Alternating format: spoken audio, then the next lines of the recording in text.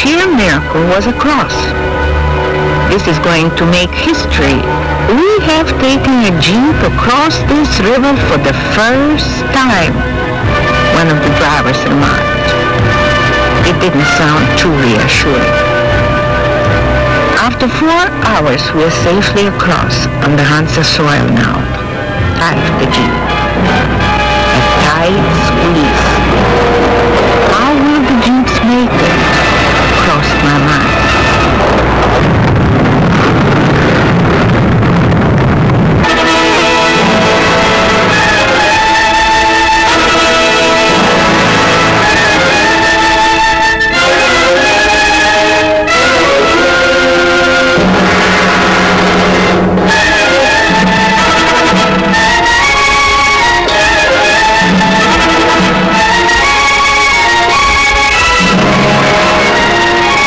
About to embark on an unusual journey, high in the Himalayas, the land of eternal youth, the living Shangri-La. It is not fictional. It is about real people living in a little mountain state called Hunza, now a part of Pakistan, which is surrounded by Russia, Afghanistan, Kashmir, and China. Hunza, a land without prisons or police. A land without crime or juvenile delinquency. A land where people live to a ripe old age in almost perfect mental and physical health. A land of such harmony and serenity that the modern world should pause and start wondering if these people aren't advanced far beyond our so-called civilization. For years, rumors of an earthly paradise hidden in an almost inaccessible valley have intrigued the outside world with stories of a lost race which had been able to turn back the clock and slow down the aging process. In our time, James Hilton wrote a best-selling book called Lost Horizon about a land which he called Shangri-La. It remained, however, for Rene Taylor, a modern-day Marco Polo, to organize an expedition crossing an almost impenetrable wall of mountains to bring back the amazing story of the Hunza people. But why not let Rene tell the story? Gilgit is as far as the plane can take us, and we still have a long way to go. Gilgit is here. Hunza stretches across this long valley. To get there, we must find a way across the 3,000-foot deep gorge of the Hunza River. There goes our last contact with modern civilization. If we return safely in 6 weeks, it will be waiting for us. We are on the trail that Marco Polo traveled in 1326, and very few changes have been made since that time. In parts, the road is surprisingly good, but just when you begin to count in your luck, that's when trouble begins. Like you, we lost a jeep last year. No one was safe, one of the men remarked. I learned to ignore these remarks, because when I questioned my driver about the road, she looked at me and laughed. You see? Relax and stop worrying. It's going to get worse anyway. He was right. What started as a small rock fall turned into a major landslide.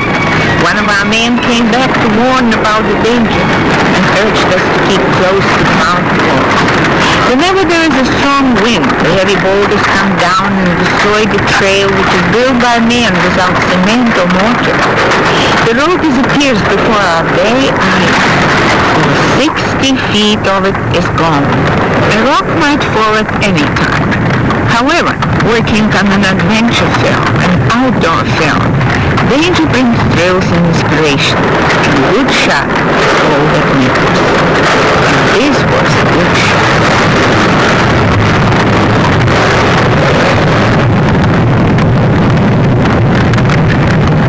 But these two were anxious to get out of it.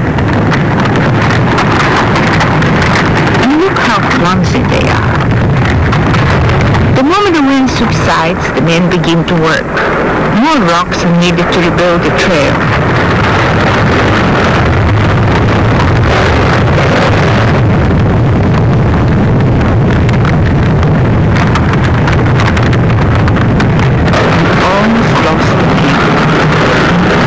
By the evening, the trail is passable, but we learn that our jeeps don't have any headlights, poor brakes to begin with, and no spare tires.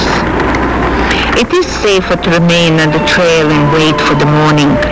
The night is quiet. The men putting down finishing touches. The trail looks quite narrow.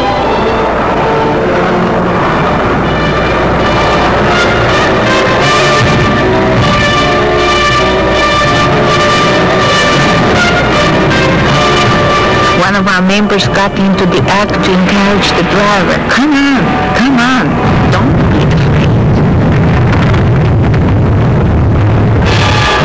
But he wouldn't even try to drive. The caravan moves on. Most of the journey we make on foot.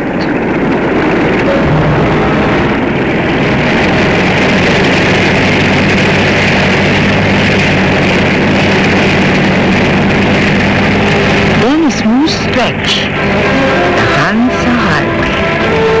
The jeeps roll faster and faster. Are we finally approaching the valley?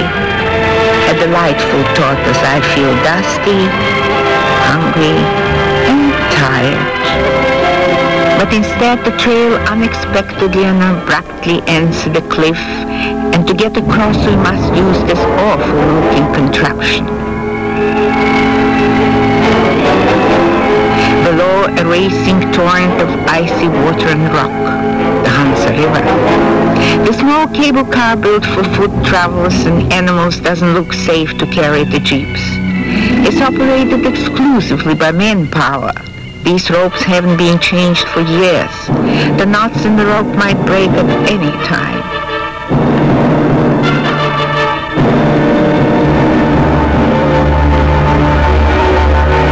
Mount Rakaposhi, the Himalayan queen covered with endless snow, 25,560 feet above the sea level, towers over the valley. The first village comes into view without any warning. Peace reigns over the valley. As we move down the road, the natives watch us pass. We are greeted with the customary salam.